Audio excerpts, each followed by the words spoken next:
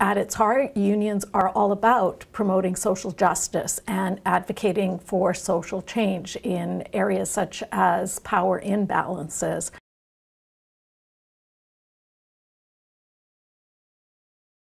But most of the issues that we were fighting for were really regarding the quality of education and what we could provide for the citizens of the province. Our voices have become increasingly loud, and we feel that the investment in a campaign that promotes post-secondary education is really important, not just for us, but for the province. 50 years ago, 6 small colleges in rural British Columbian communities realized their voices would be stronger together. They created the College Faculty Federation and set in motion what became the Federation of Post-Secondary Educators. Today, FPSE represents 10,000 members and is affiliated with 19 unions. It fights for teachers' and students' rights. The passion that drives it, a deep sense of fairness, comes from the teachers themselves. We think of unions as these big sort of groups over here. And I think what we need to think about is that the unions are the individuals. I'm an immigrant in Canada, originally from Mexico. I was born in Toronto and raised in London, Ontario, Irish Catholic. I was born in Glendale Cove, 9th Inlet. Father was in Canadian Industries Limited as a salesman. Unions were verboten in our house. So I was born in a suburb of Bombay, now Mumbai, and my family immigrated to Canada when I was 14 years old. I'm a Hamilton, Ontario fellow. I'm very fortunate to have grown up in the 60s and 70s in Saskatchewan. I was born in a small iron ore mining town in northwestern Ontario. So there was a real strong presence of a union and unionization in that town. I was born in Vancouver, middle-class family. My family was always sort of union-centric. My father was a member of the Fishermen's Union and the Laborers' Union. Well, I was born here. We're in Merritt, and if you go down the road out here to the right for about a kilometer, there's a spot by the river where our house used to be, and I was born at home in that house. And the unions benefit the individuals. They're not, you know, these big amorphous creations over here. They're made up of individuals who would be disadvantaged in many instances without somebody, a larger conglomerate. Last year when we were at a BC Fed meeting, it was the AGM, and we kind of all attended. The FIPSI party came in and we attended together. It was kind of like a small family and arriving, in some sense arriving at one of those big family reunions where you have all these people you never realized were connected to you. And I realized that, you know, the small institution of Emily Carr is actually kind of protected by this large family of people. And some of those are, you know, they're a little odd, like the occasional in-law who you wonder how they got there and that sort of thing. But all in all, really great support and a welcoming place to be. You know, people that commit a part of their professional self and their personal self to social justice are just those people that you want to be around. And there's a lot of positivity, a lot of caring about each other and caring about people who don't even know that they need to be. The work of FPSE begins around a table with discussions, debates, and bargaining. I remember thinking, oh my God, what did I get myself into? This is nuts. And because it was becoming this circular argument where people were going over the same stuff over and over. And I didn't say much at that meeting because I was really still learning. But what struck me was the passion in the room. That passion for justice is at the heart of FPSE. Beginning in the 70s, it escalated in the 80s as the social credit government gutted pensions, collective and human rights language, and workers' compensation. Teachers watched as tuition skyrocketed, rising by 192% in 9 years. It's almost in faculty DNA that they want to improve the outcomes for their students. They want to see their institutions getting better. They just do. And the organizations that were established in the 70s and 80s and 90s are vehicles for trying to accomplish that. There was one vision that formed the colleges in the late 60s, early 70s, and there was a perceived need to reforge a vision that was workable, that was going to be student-centered and work for everybody in the province to ensure, again, cooperation and collaboration for the sake of students. And for those of us who are watching what was going on with the resurrected social credit government, there's a clear message. They don't like unions much. We got this phone call from the FPSE rep, I think Zoe, saying, you won't believe what's just happened, but they couldn't decide who to give notice to in the bargaining unit. They laid off the entire bargaining unit. And just bear in mind, this is largely focused on Terrace and other small communities in the Northwest, and people who oftentimes settled there and have roots there because they love the lifestyle and they love teaching and they love their discipline. We immediately filed a series of unfair labor practices at the board. The firings led to outrage, and people hit the streets in protest. Some even went as far as entering the Premier's cabinet room. Never happened today, but all those years ago it did, with a whole crew of protesters, and confronted the Premier and Grace McCarthy sitting just looking like the world had come to an end with these ruffians, you know. The protest spread. It wasn't just after work protest or weekend or evening protest. People left their jobs and didn't return.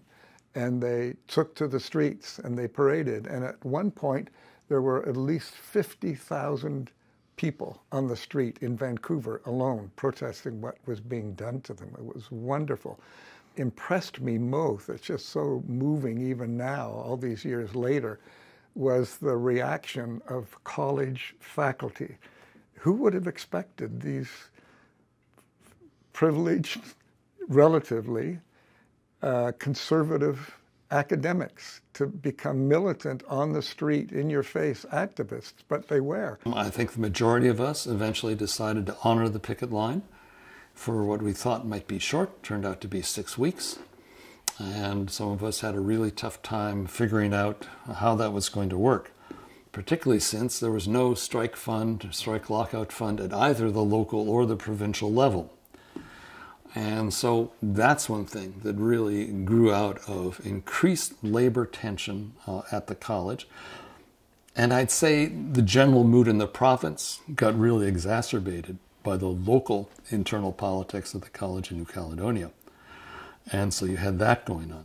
And strangely enough, I think that lockout and honoring those picket lines was one of the examples that led SIA to say, we got to get into this and do a strike lockout defense fund.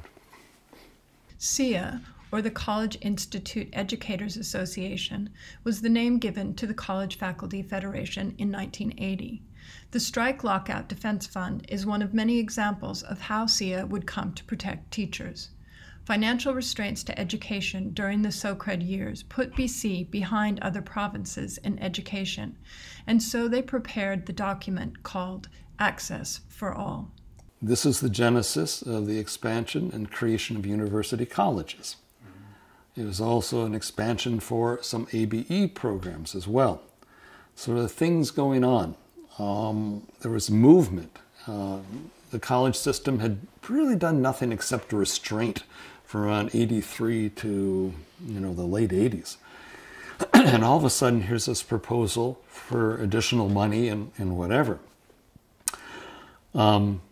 which was welcomed. Of course, nobody believed it would actually happen because we knew an election was coming. And the election in 1991 turned things around. The NDP replaced the Socred government, and the Federation made advances in adult basic education, also known as ABE, women's status, maternity leave, credit transfers between colleges and universities, and pensions. Government decided that we would embark on something called joint trusteeship. So what you establish then is a board of trustees responsible for a pension plan, and you put as trustees equal members of people representing management and people representing the workers. Now this is both, as you can see, a real shift in where power lies, because all of a sudden workers, union workers, are involved in making decisions about their pensions. Huge. The President's Council at the time was exclusively male. So all the women from all the locals had lobbied the presidents to give the Statsel Women Committee official status. The presidents said there wasn't room in the budget for that. It was problematic. We could be ad hoc still. So when the President's Council met, each woman sat behind each president, respective president, and made clear through their sitting there that they were watching carefully their decision making. And it was kind of interesting. By the end of the meeting, they found the means to make the Statsel Women Committee formal. So really from its earlier days, the colleges were pressing the universities to say, if we certify this person as having completed Calculus 101, we expect you to give them credit for Calculus 101. And that was a long battle. And universities wanted to intervene in what the colleges were doing. By the early 90s, as George says, we'd gotten to a system where I don't think there were any courses you were taking in a university program at a college that you couldn't get credit for at a university in British Columbia as you pursued a degree. Up until 1998, each college, and at that time we had what were called university colleges, they negotiated a salary scale for their faculty that was quite different. And unfortunately, in Kamloops, we had the lowest salary level in the province. And that was before I was hired. Some of our people in the union had made the mistake of trusting administration too much. And they ended up way behind. In 1998, when we had provincial bargaining, one of the achievements was a provincial grid. So every college and every university college in the province now had the same salary scales. And our members, who were way behind, caught up immediately. So in 2001, we were in bargaining, and we could see on the horizon that an election was coming, and there was a good chance that the NDP would not be re-elected. So I felt some urgency to get a collective agreement under a known entity, under a government that we understood at the time. And again, the money was limited, but we were able to work on rights. And one of the rights that was coming up through the various locals and committees of SIA were around maternity leave. And it became a central focus of our bargaining and our campaigning around our bargaining. So we had the salary issues, certainly front and center, but also the rights issues. And so with a lot of work with the help of Linda Sperling and Bonnie Pearson, we got, I think, the best maternity leave language in the country. The NDP lasted for 10 years. Then things took a sharp turn. The Liberals came to power, and one of their government's first acts was introducing Bill 28 and Bill 29. Bill 28, Bill 29 were announced. I remember I was driving to work. I got a call, said they're going to announce this in the legislature. So I hopped on a helijet and flew to Victoria and entered the building just as they were announcing the Bill 28. And, you know, the other unions were there. They were just astounded and upset. And we were trying to absorb the implications. And essentially what the bill was doing was robbing our collective agreement of many rights and protections that we had had and fought for years, including protection for class size, professional development, control of our time, and so on. The legislation was introduced on a Thursday, passed on Sunday, and Maureen, who was president then, phoned me, and then we got a hold of staff, the senior staff reps, and we came into the office to start strategizing. It was a terrible piece of legislation called the Public Education, Flexibility and Choice. So really what this was about was the flexibility and the choice of government to take a pair of scissors to our contracts. So it was a dark day, literally and figuratively. It really was. I mean, they had taken contracts, and they did it in the education sector, the post-education sector, and also in healthcare.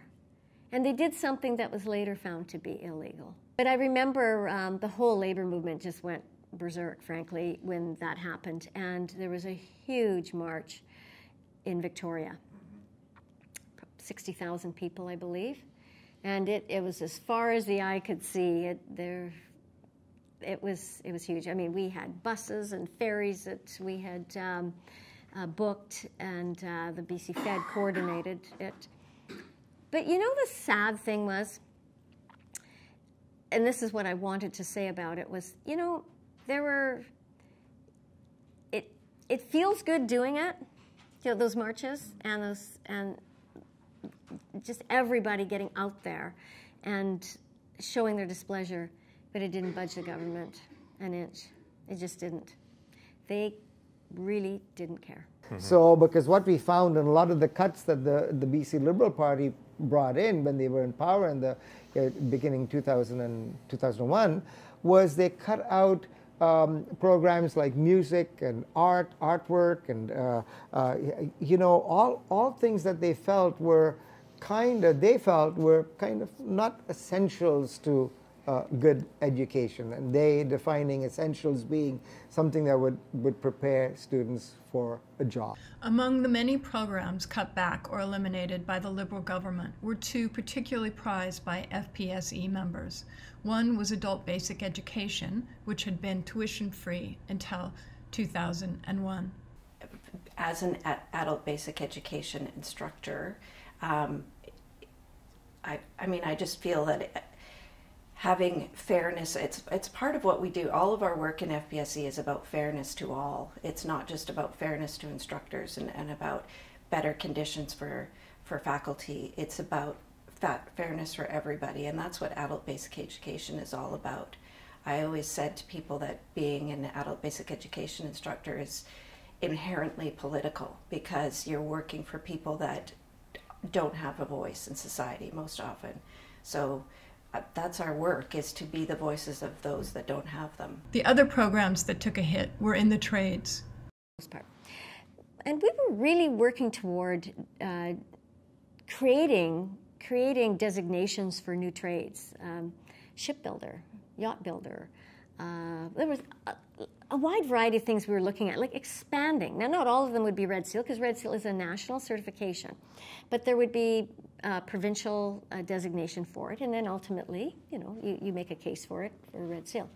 Our apprenticeship system and the testing and the certification of qualification, the CFQ it's called, it was the envy of many jurisdictions, and not just of some provinces, many in the United States, some in Europe, they started the guild off, and we were sending people down to South America at that time, to Chile and other countries in South America, helping to train in mining and welding, and because we were so well known. Anything that had an NDP stamp on it really went out with a very large bang with the BC Liberals. Pulled it completely, and they did something very bizarre, which was to get rid of what we call compulsory trades, and that means there are certain trades, like gas fitting is a good one, electrical is another one, that require you to have certain standards and certain ways of testing that assures that there'll be public safety when those gas fitters go out there, and when those electricians go out there, and ply their trade and do their work. So it was the only jurisdiction in Canada, not to mention other places, that didn't have compulsory trade. What else did they do? Started breaking trades apart. So a good example of this had happened a long time ago, where automotive is broken down to, engines, tires, oil changes, those, so all sorts of different ways of fixing a car. In electricians, you'd have people who were pulling wire, doing residential wiring or industrial wiring, but they didn't have the whole trade, right? So the idea behind this is that you can get somebody to do a specific job and pay them less because they can't do everything. And it de-skills the trade. Now up north, people were saying, we can't do that, right? We got a job site. We have to have people who can do all of these things. And so the Red Seal was very important to them. But that's the way the government was pushing, and that's where the private contractors were moving to. The jobs plan is a bust unless you start involving the colleges and institutions, because they put the wheels on that vehicle. They're the people that will help train the communities. One of the other things the government did was deregulate everything. So you don't need any forestry techs out in the forest anymore because the forest companies are regulating themselves, right? You don't have provincial government servants going in and seeing how much wood is being cut or what's being left on the ground. And so the numbers in the forestry program started to decline. I remember faculty members in wood tech and in engineering, ENDT we call it, engineering, graphics and design, going out basically on the streets and trying to get 20 students in so they could run the course. While some programs, particularly in smaller communities, continue to struggle for survival, the election of a new government in 2017 led to a turn for the better. The proof that we did have an impact came within weeks of the new government coming into power in July of 2017. Two of the very first things that they did was they took the tuition fees off adult basic education, and they created an opportunity for youth who had been in foster care to have free tuition for post-secondary education.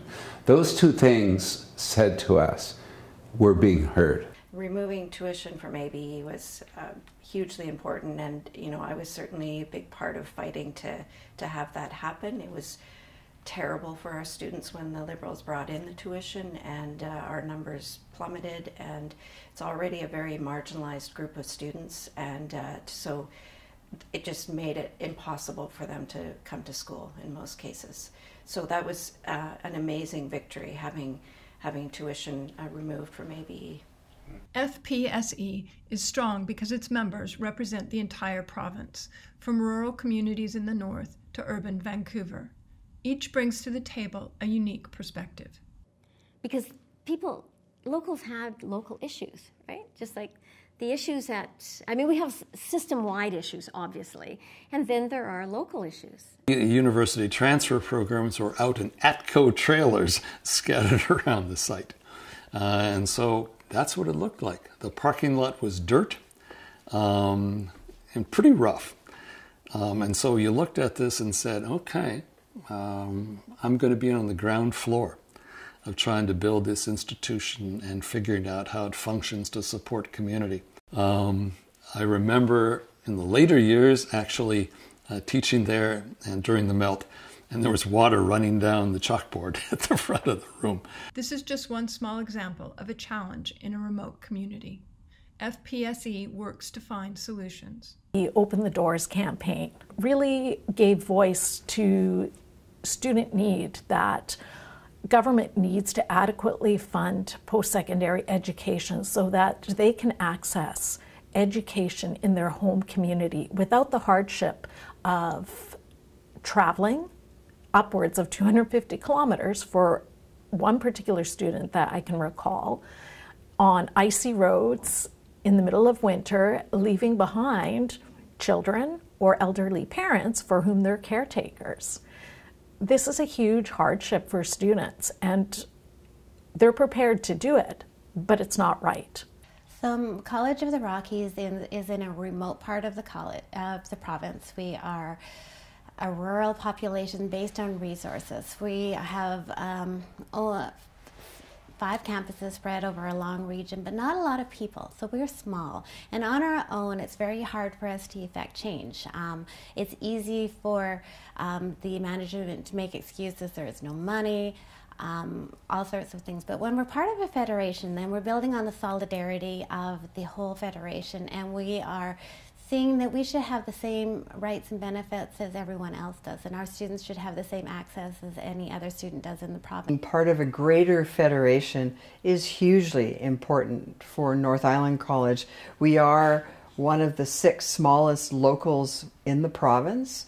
We're very rural. We are in Courtenay in mid-Vancouver Island, Port Alberni, Port Hardy, and Campbell River, small resource communities that have been affected a great deal by the upturn or downturn of the economies of logging, forestry, and fishing. And without the benefit of having sort of the ties to the greater federation, we're the least of us. We're the people that are going to struggle on our own. Many people where I live on northern Vancouver Island, many of them Indigenous communities, they don't want to leave. They want to access that education where they live. And frankly, that's our job. We're supposed to take that education to the communities that pay the same tax dollars.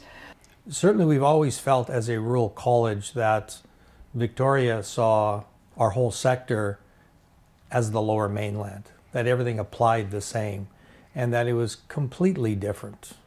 As a rural college, we have to be everything to everyone. And we're small enough that job action would be really hard for us because of our size. So what has happened since we were a part of SIA and now FPSC is we have big unions that carry a lot more clout than we do. You know, if we had an issue with our institution, which initially was agreed to because of our us being an Indigenous institution that wasn't serving us well. So being at the provincial table, we have made gains that we would never have made at the local table. We have not made any gains at our local table at all.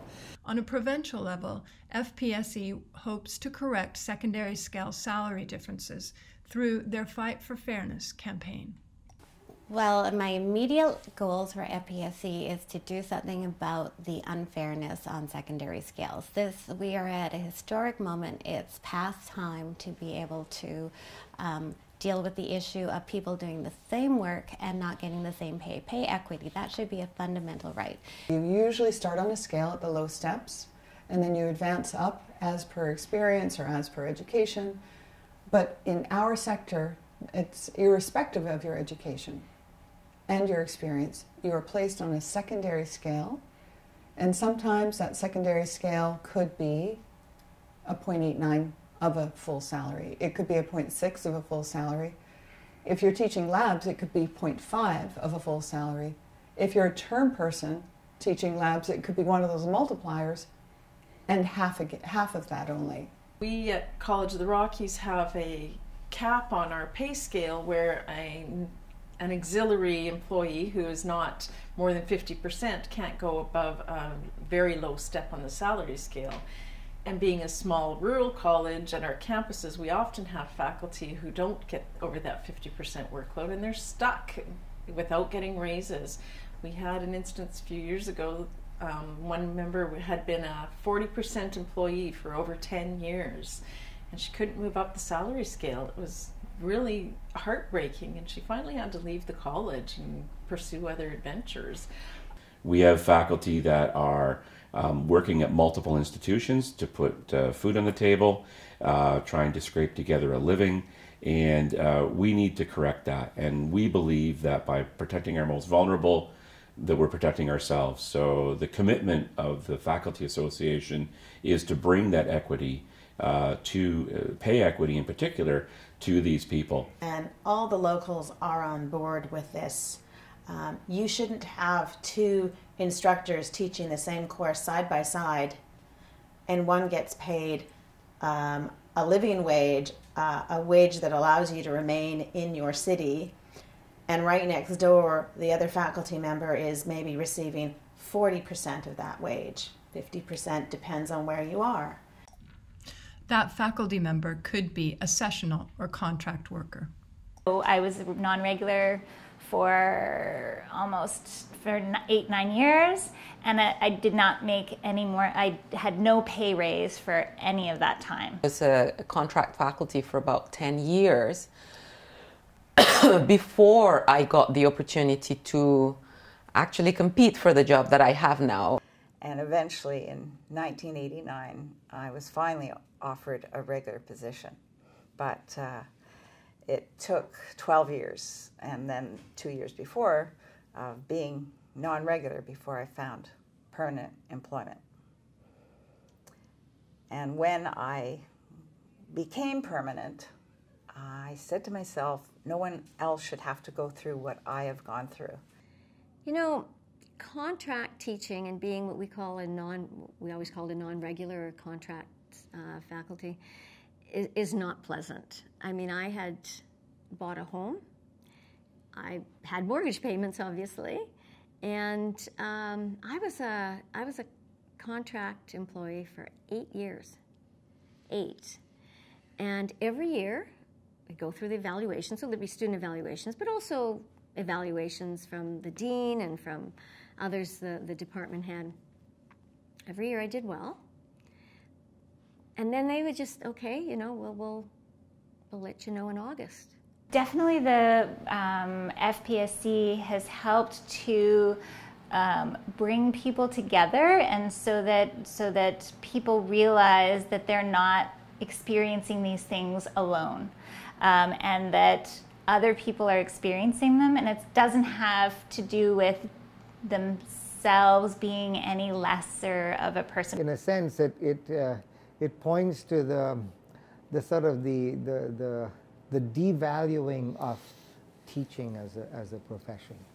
You know, even in the big institutions now, a lot of the undergraduate teaching is done by faculty members who are not on professorial streams. Mm-hmm. You know, so it's like okay, if you are a researcher, fine.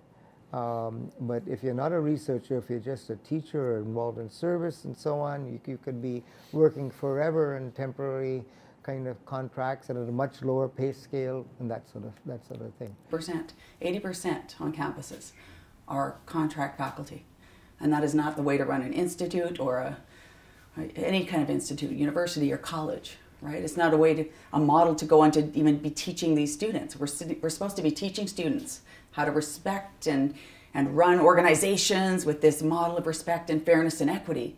And what's going on our campuses is so far from that. The students are shocked when you tell them these things. They have no idea they have instructors being paid by the hour. I think non-regular faculty at Emily Carr have a really difficult time. They're faced with some of the lowest salaries for their positions anywhere across Canada. They have little to no opportunity for advancement, and they have absolutely no job security. Our universities and colleges are making profits off the backs of these people. A huge number of the people that are the sessionals or the precarious work are women, and a lot of them supporting children. And in the world that we live in, with the affluence that we have, it's totally unthinkable that we should be letting people suffer it like that. And you know, spent money to get themselves educated and they're qualified and all of that. So it's something that we really, really are concerned about. Where we can strengthen our presence in communities is by having more full-time or less precariously employed colleagues. When we have fewer precariously employed colleagues, they can buy houses, they can count on an income level that allows them to take out loans and make future plans. And as a community, all communities benefit from that kind of stability in terms of having a population that is stable, grows roots, and is able to plan and invest back in the communities.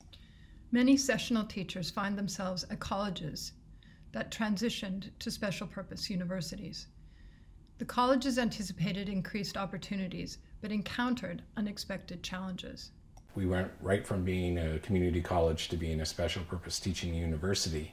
So while the excitement was there, and initially we thought this would be great, we can work with degrees, we can have more offerings, we can start to do research and things like that, we quickly realized to operate as a university, a bicameral governance system, running a Senate, meeting all the reporting requirements, came with a lot more obligations. And without a change in budget to make that happen, it wasn't long before we found we were living those problems right on the front lines. And so Malaspina became Vancouver Island University, Fraser Valley became the University of the Fraser Valley, Emily Carr became Emily Carr University of Art and Design, Capilano became Cap U. It had not been a university college. So 5 institutions in 1 week were made special purpose teaching universities. Like, you know, here's the sword, I dubbed the university. No funding was given to them to be a university, and they were constrained because they were a special purpose teaching university. But what we've seen is a lot of ancillary things to tuition going up. So we've seen programs being completely dismantled, taken down, reimagined, which is sometimes just an exercise in using up everyone's time, to allow them to come back at a much higher tuition dollar value and then be subjected to a 2% increase. So for instance, a program, say in the 2004 era that was running quite well and potentially costing a student in the neighborhood of $3,500 a year in tuition, comes back reimagined at $18,000. The amount of work and tasks and things that used to be done by support staff in the past eventually has become offloaded on faculty. So less funding means less support for the regular faculty duties, and what that means is more work being given to regular faculty who are paid for service, but the less funding means more service necessary from them, the less hiring of faculty with actual specific in the contract service requirement, and the exploitation of those who do the service without proper pay in precarious situations. There's tons of money being made in the system, but it's not going to the people who are doing the actual teaching. And I understand that the money that is coming from international students is tucked away and earmarked for perhaps capital projects or other things, and we don't want to count on that money is what we're told, but that money should be going back to the students to help the students. And to help the students, that money should be going to also help train and give a little bit to the faculty who are dealing at the front line with these students. So yes, certainly more government funding, but the international money that is coming in, the government needs to help find a way that it works to help those international students and works to help the faculty that are supporting them. The way money is distributed from the various sources impacts students, teachers, the quality of education, and perhaps democracy itself. Regularly go to a restaurant across from my Surrey campus where I see foreign students, 2 or 3 of them sharing one meal. It's a really, really a difficult, thing to see. So I am glad to see that FIPSI has been on top of that. I think we started to first see the pressures that are still there today on institutions being more privatized, relying less on government grants and more on other sources of income. And there was always this concern of the compromising situation that we'd be putting ourselves in as institutions, going to these private sources of funds, whether they be a big philanthropists and the obligation to those philanthropists who would want to say in how things were run in the institutions. And I mean more than just having buildings named after them and so on, but really in terms of policy and priorities and so on, to the impact of foreign students and the huge tuition that the foreign students would pay, and how that helped alleviate a lot of the financial shortcoming from government grants. It's a free market kind of philosophy they have, which is students will pay, well, they're going to pay whatever we charge them. And there's something so fundamentally flawed with that. Tuition has become so expensive that we find that it's mainly the children of lawyers and dentists and doctors and so on who are entering those programs. And this is the sort of the classic way in which you develop a class society. You keep certain professions for just certain groups of people, and so it's diametrically opposed to an equitable society.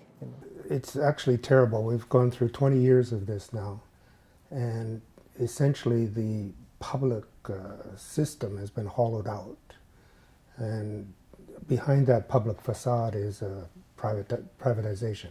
All of our local administrators are operating as if they're running a business. And we even had a board member one time say, well, if a program can't wash its face, why should it be here? As we have this commodification of education, just as a commodity, as we have more and more students interested just in the credential, just getting, pay my money, giving my credit, I'm out of here. And all learning, as you know, these days now has become assessment driven. We've had more layoffs at VCC than any other college in BC or even the country. And it's essentially because we're not getting the kind of vision from leadership in the province about what post-secondary should be. One of the richest countries in the world, and we're treating our new generation as if they're expendable and making them sink or swim before they're even 25 years old. It's crazy making stuff. Wait lists are too long, students need more services, more support, faculty need more support, our workloads are changing, life is changing in the institutions. I know in my own program we used to be a face-to-face program that had 4 full classrooms. Now we are all online. We have one computer lab that's not even full. But changing from face-to-face to online was a huge challenge, and the workloads are significantly different. So we need more funding to adapt to the changes that are happening over the years. So I decided that for my first foray and talking to my comrades about racism would be to raise the discussion that as to say it really isn't controversial anymore to say that there's racism in Canada, that there's racism on campuses, and this is the way it's being experienced. And the backlash against me was immediate.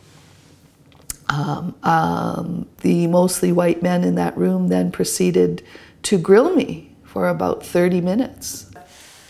There is not a good understanding of what racism is and how it is experienced and where it comes from in the labor movement.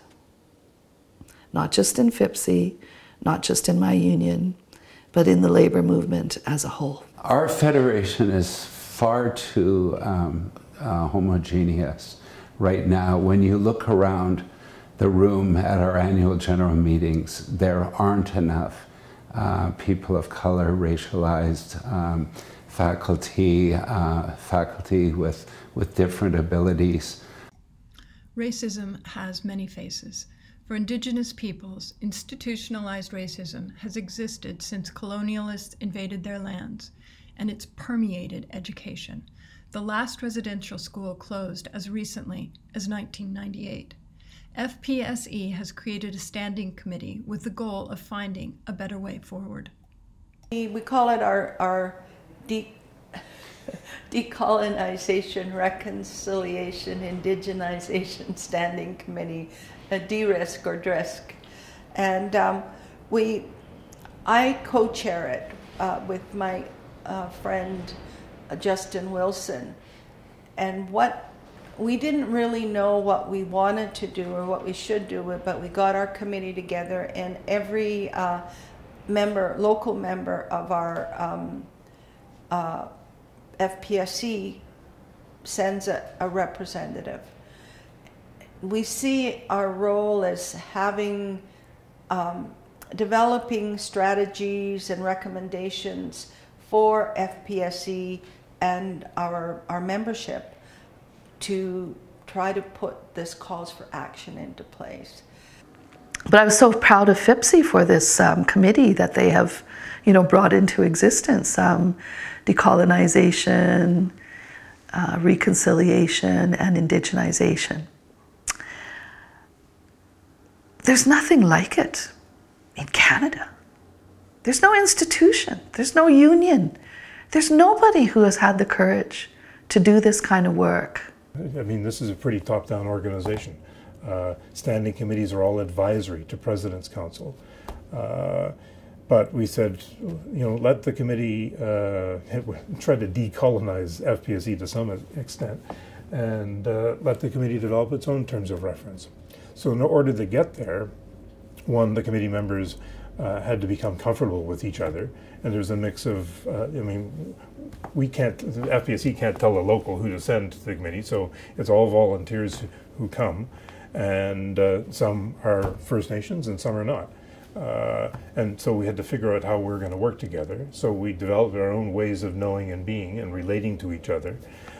Some of us that have a worldview that our traditional worldview, and then we have others on our committee that the only thing they know is what the institutions have put into place. And for those of us that have been around the system for a while, we know that the major tool for colonization is our school system. So it's really hard to get people who successfully navigated that system to put their mind to thinking about doing something that isn't entrenched in the system. In 2015, the Truth and Reconciliation Commission of Canada released their report about the treatment of Indigenous peoples since colonization. The response at the release of the report makes me feel stronger.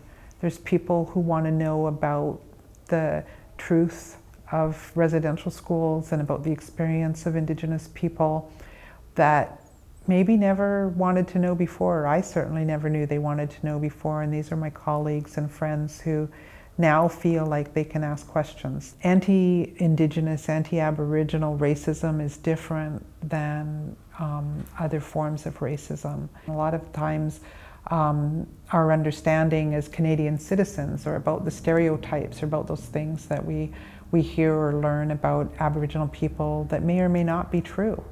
The Potlatch Law was 100 years of Aboriginal people not being able to participate in their culture, not being able to undertake potlatches and to gather. A lot of people don't know. Students are shocked when I say that it was illegal for 3 or more Aboriginal people to gather and meet. What's also been recreated from people's memories is our Halkomelem language.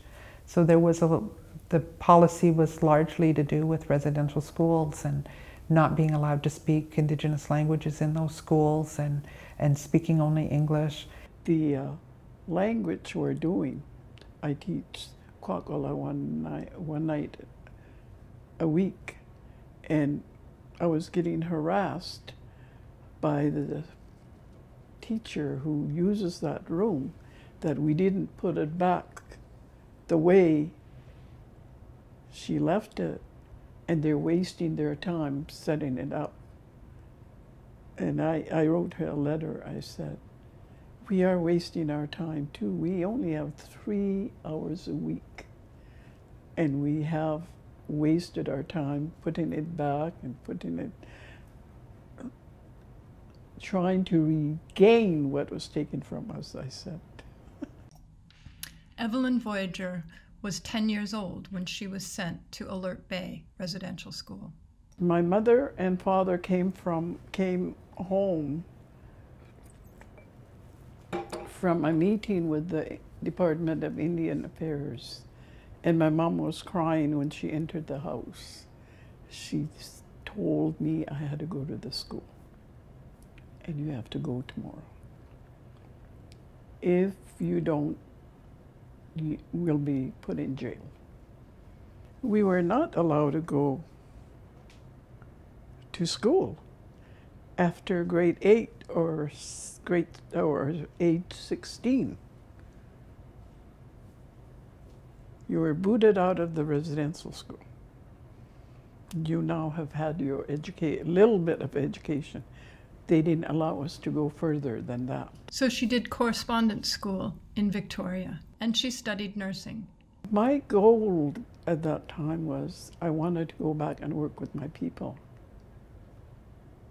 One morning I saw this ad in the newspaper calling all LPNs to come and do a challenge exam and see if you can go on for your RN within a year. You can take 1 year to complete it. So I went and wrote the exam. She was one of the top 10 of 100 and went on to practice nursing and to design curriculum for nursing schools. Oh, I'm going to tell you a story about the lady that failed me in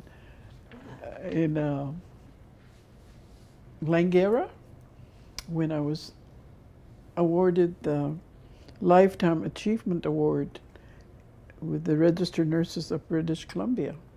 She was there. And right after the awards and everything, she came up to me and asked me if I remembered her. I said, not really. Then she said her name, and before she even finished, I said, you are the one that failed me. If I listened to you, I wouldn't be standing here, I said to her. She walked away. I said to my husband, oh, it would be nice for her to say, I am sorry, and I'm glad you didn't listen to me. Sharon MacIver had a similar experience during her childhood. And the other thing that we had to do or understand when we were growing up was that we were in charge of ourselves. We never had anyone saying, don't do that, don't go do this, don't do that. You would be reminded that you had things you were supposed to do, but nobody ever gave you orders. Nobody ever yelled at you. The minute I stepped into school, I was told, you know, put your coat over there, go sit down over there, no, you can't talk, all of that, and I'd never experienced it before. I didn't understand that somebody had authority over me because nobody had ever exercised authority over me, because in our worldview, I'm my own authority. I tell myself what to do. When we were going home, my younger sister is very shy. She was very shy. And so what we would do is that we would meet at the doorway, and I'd hold onto her hand, and we'd run out the door because the kids would be throwing rocks at us and stuff like that. When I was in grade 9 and 10, and you go see the counselor, and that you figure out what you're going to do when you finish school to make sure that you have all of the courses that you need. And I told her I wanted to be a teacher. and she told me that I was aiming my sights a little too high. She didn't think I was capable of teaching. Sharon became a teacher and a lawyer. And then I've been a lawyer on the files. So I've been to probably one of the few people in Canada that's actually been to the Supreme Court of Canada as a plaintiff in a case, and been to the Supreme Court of Canada as the lawyer on the case. And I was never my own lawyer. I'd always had somebody else. But, and have done that and have forced Canada to change their law in about 4 or 5 different areas. In Canada and internationally, in January of this year, I got a decision from the Human Rights Committee of the United Nations. The more I got involved with Indigenous peoples at a level of activism, at the level of family, at the level of supporting ceremony and culture, I realized that almost everything we're doing in academia does not really resonate with Indigenous peoples. The provost pulled me aside and he said, Shirley, he said, you know, he said, it hurts my heart every time you say I'm not a teacher. It hurts my heart every time you say that you're not an educator. And he said, because every time I have a conversation with you, every time I hear you speak, I learn something.